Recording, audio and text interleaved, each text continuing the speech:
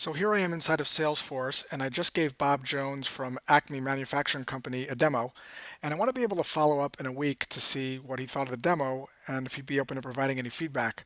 So normally what I'd have to do is come down here under Open Activities and have to create a new task for Bob. Let's say I want to follow up with him a week from now on the 18th, and I'd come in the subject, call to follow up on demo, and then I'd hit save. And then on the 18th, when I came in, I would have this task here that I would check off once I called him. And once I checked the task off, I might have to create another follow-up task if I didn't get a hold of him by going into create follow-up task and scheduling something maybe for a week out and hitting save as well. And I'd have to do that for every person that I demoed to. In addition, if I actually had a new lead like Bob Jones and I never gave him a demo, but I'm trying to prospect him, I'd have to go in and create multiple opportunities or multiple tasks to be able to touch him over time to be able to get him interested. I might have to create 7 or 8 or 9 different follow-up tasks to remind myself to call and email him persistently in the hopes of getting him interested in what it is that I'd like to discuss with him. And multiply that times 20 or 50 or 100 leads per week, and you can see the time-intensive nature of creating manual follow-ups. Another way people manage follow-ups is by creating handwritten lists. This is actually a list created by a sales development rep at my company. And what he'll do is he'll write down the names of the people he wants to follow up with on Monday. These are his tier 1 leads. And if he doesn't get a hold of them, he'll actually cross them off and carry them over to Tuesday, handwriting the lead from week to week. The other problem with manually following up on tasks is this. These are ignored tasks.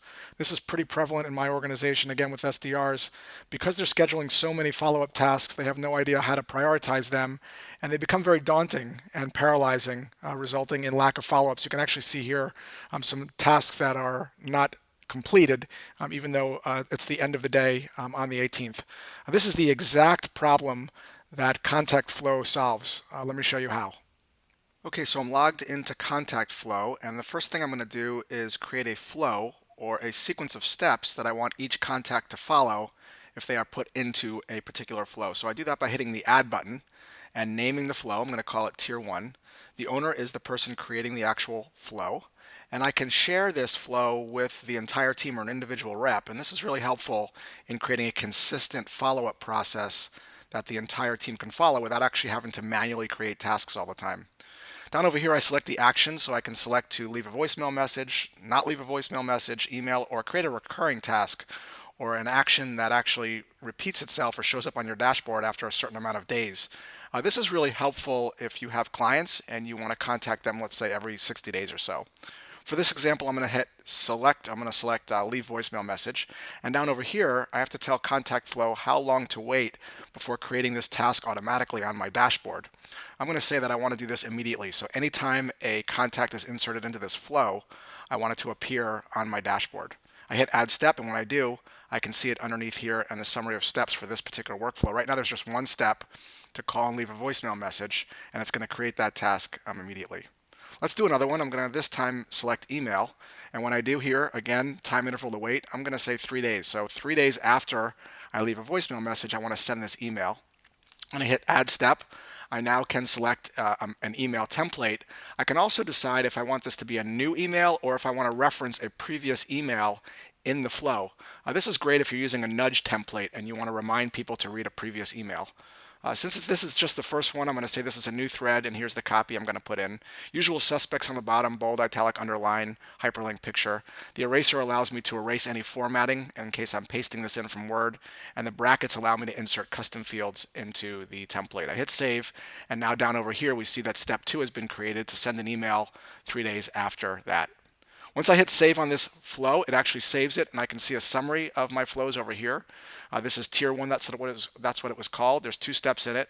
And over here, if the flow contains emails, I can see how they're doing, how many are delivered, opened, clicked, or responded. I can also toggle these flows off and on. I'm going to toggle this one on.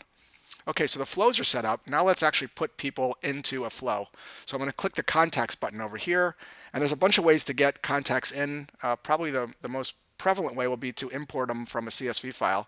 So I hit import file. Here's a CSV file containing some contact information.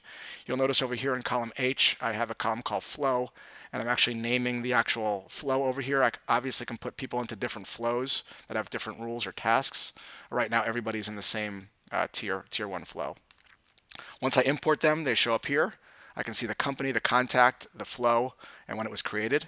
I can also go down to each one of these contacts and I can change the flow on the fly if I want to move them to a different sequence of steps.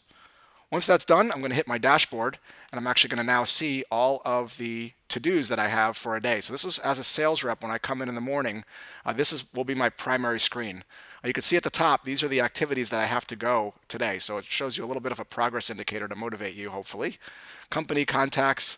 There's a little button over here called snooze. So if you were actually speaking to Bob Jones and he was engaged, or you wanted to boomerang him out, you can say, hey, take him out of this and come back in 7 days, or forever sunset him. The sequence over here allows you to see what sequence is firing. Click to see contact history allows you to see the historical contacts that you've had with Bob Jones underneath.